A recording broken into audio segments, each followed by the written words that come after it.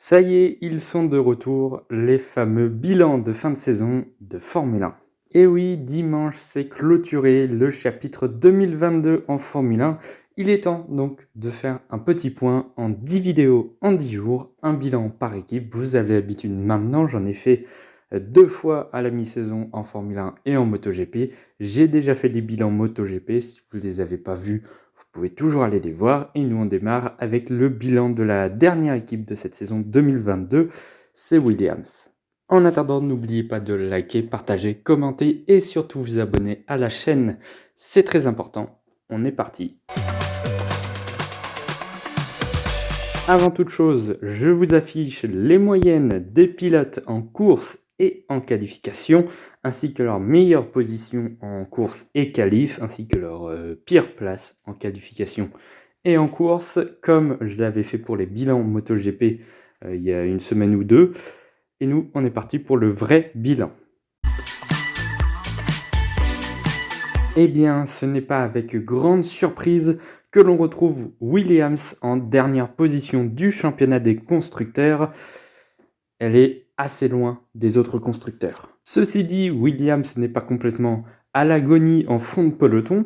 Elle arrive assez souvent à se battre au milieu du peloton, enfin plutôt au fond du peloton, mais tout de même à se battre avec les AlphaTauri, avec les Haas, avec les Alfa Romeo, bon, avec Albon, avec Latifi, c'est autre chose, mais ce n'est pas une saison comme en 2020 ou 2019 ou même 2018 où là Williams était de très très très loin la dernière force du plateau. Là, c'est toujours la dernière force, mais d'un peu moins loin que les autres. Les pilotes Williams ont tout de même réussi à marquer des points à 5 reprises en 22 courses, 8 points au total, donc on ne parle pas d'un zéro pointé non plus pour l'équipe britannique. Mais c'est vrai qu'avec la nouvelle réglementation, on pouvait en attendre un petit peu plus de Williams. Ça aurait pu rebattre les cartes un petit peu comme au début de l'ère hybride, où Williams était passé du fond du peloton en 2013 à l'une des meilleures équipes en 2014. On aurait pu voir un petit peu le même chemin cette année. Eh bien non, hein, ça a plutôt creusé le trou de Williams. En 2021, c'était bien mieux qu'en 2022, malheureusement. Ils n'ont pas réussi à faire la transition à cette nouvelle génération de voitures. Au final, c'est un bilan qui est plutôt négatif, mais il n'y a pas tout à jeter sur cette Williams. La vitesse de pointe est exceptionnelle, c'est l'une des meilleures voitures en vitesse de pointe à garder pour 2023. Le reste, c'est un petit peu plus compliqué. Pour la note globale de l'équipe cette saison, je lui mets un 9 sur 20. C'est pas complètement moche cette saison, mais tout n'est pas beau, loin de là. Il va falloir faire un gros step en 2023 pour se rebattre pour des points assez régulièrement. On continue avec le bilan de cette saison 2022 pour Alexander Albon, et lui, il est plutôt positif. Clairement, Alexander Albon, il faisait déjà son retour en Formule 1 après une année 2021 en off. Et bien cette année, il a porté Williams, clairement, il a surdominé Nicolas Latifi. Ce n'était pas une réelle surprise, mais tout de même, il avait quand même un très bon rythme et c'est le seul pilote parmi les deux à s'être battu pour les P11, P12, P13, P14 à peu près, ce qui pour une Williams est quand même vraiment pas mal. Il a marqué des points sur 3 Grands Prix cette saison, il termine 19e du championnat malheureusement, mais c'est quand même une bonne saison vu la voiture qu'il avait. Il faut se rappeler tout de même de son Grand Prix d'Australie, il était incroyable quand même. C'était ce 3e Grand Prix avec la Williams, il avait tenu 57 des 58 tours sur le même train de pneus avant de s'arrêter et de terminer 10e et d'offrir le premier point de Williams cette saison. C'était quand même incroyable. Ensuite, 2 courses après, à Miami, une 9e position, ce qui est la meilleure place de Williams cette saison, à égalité avec les 9e places de De Vries et de Latifi. Mais vraiment une course exceptionnelle. Et puis en Belgique, il marquera son dernier point de la saison. Franchement, une course vraiment très très bonne là aussi. Et même les courses où il ne marque pas de points, il est souvent P11, P12, P13, P14 sur 20. C'est franchement très bien. En plus de cela, c'est très positif, puisqu'il est le leader de l'équipe Williams depuis le début de l'année. Bon voilà, Latifi n'allait pas contester ce rôle. L'an prochain, il aura un rookie, Logan Sargent. Tout dépendra de la performance de l'Américain. Mais normalement, l'an prochain, Alex Albon sera toujours le leader de Williams.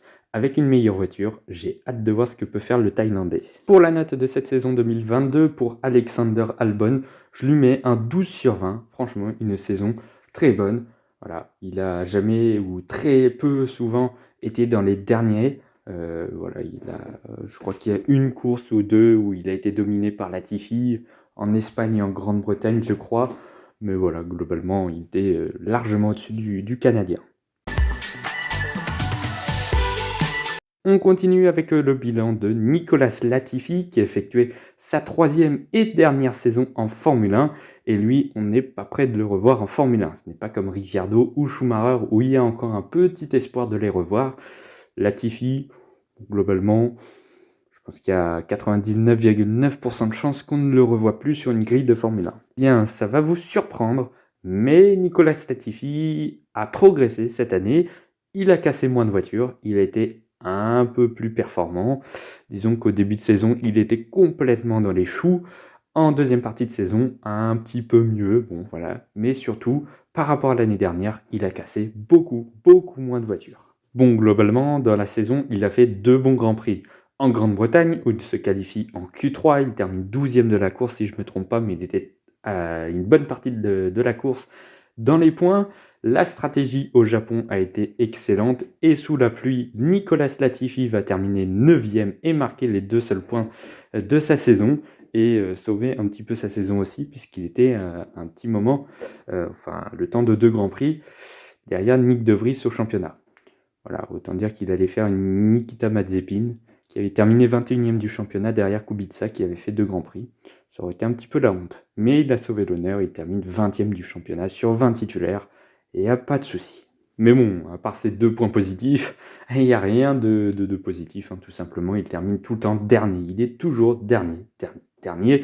Au Brésil, il se prend un tour. Voilà, il est dans les choux, il n'a jamais été là. Au Mexique, il se fait prendre un tour par Albon. À Abu Dhabi, il n'est pas du tout dans le rythme. En plus, il s'est fait accrocher par Schumacher. Pas de bol. Voilà, après, le reste était... il n'y a pas eu d'énormes contre-performances, mais on l'a juste pas vu. Enfin, quand je dis contre-performance, c'est quand il casse la voiture ou qu'il fait quelque chose de moins bien. Hein. Non, il a juste roulé le Grand Prix, et il a fait son Grand Prix et il a terminé dernier, ou à peu près dernier. Voilà, c'est ce que j'appelle ne pas faire une contre-performance chez Nicolas Latifi. On en est là. Ouais. Pour la note de Nicolas Latifi, je peux pas lui mettre mieux que 7 sur 20. Il n'y a rien à retenir de sa saison. Et puis de toute manière, il va quitter le plateau de la F1. Par contre, il pourrait rejoindre l'IndyCar l'an prochain. Et ça, j'ai hâte de voir ce qu'il peut donner. Il peut faire de bonnes choses, je pense. Voilà, c'est pas parce qu'il est mauvais en Formule 1 qu'il sera mauvais dans d'autres catégories. Regardez Ericsson. Il avait été assez mauvais en Formule 1 et il a remporté les 500 miles d'Indianapolis. Rien n'est impossible. Puis n'oublions pas le petit néerlandais, petit par la taille mais grand par le talent, Nyck de Vries. Alors là, le seul Grand Prix qu'il a fait en Italie pour remplacer Alex Albon, il est juste magnifique. Rien à dire, c'était son premier week-end en Formule 1 en compétition, en qualif et en course. En qualif, il bat Latifi, il se qualifie en Q2, ce qui est quand même excellent. Et ensuite en course, il part 8e, il termine 9e avec la Williams. Meilleur résultat de Williams cette année avec les 9e places d'Albon et de Latifi. Franchement, en une course, il a épaté tout le monde. J'étais un petit peu sceptique sur est-ce que Nyck de Vries sera vraiment bon en Formule 1. Alors, il est champion de Formule 2 en 2019, c'est pas pour rien non plus, il méritait une chance. Et là, il l'a saisi, mais il l'a saisi superbement. Et du coup, ça lui offre un contrat pour l'année prochaine en tant que titulaire chez AlphaTauri. Franchement, bien joué Nyck de Vries.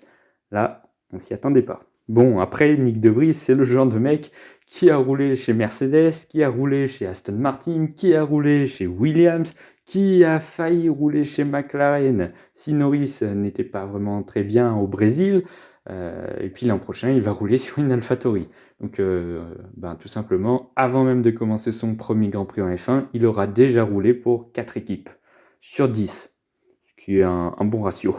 En tout cas, hâte de voir ce que va donner Nyck de Vries l'an prochain. Pour la note de Nyck de Vries, mais je ne vais pas l'accrocher au classement des pilotes par les notes, mais je lui mets un grand 16 sur 20. Franchement, un superbe week-end italien. Et encore 16 sur 20, je ne sais même pas pourquoi je mets aussi bas. J'aurais pu mettre presque 20 sur 20, tellement ce week-end était juste formidable. Il n'y a rien à dire sur le week-end italien de Nyck de Vries.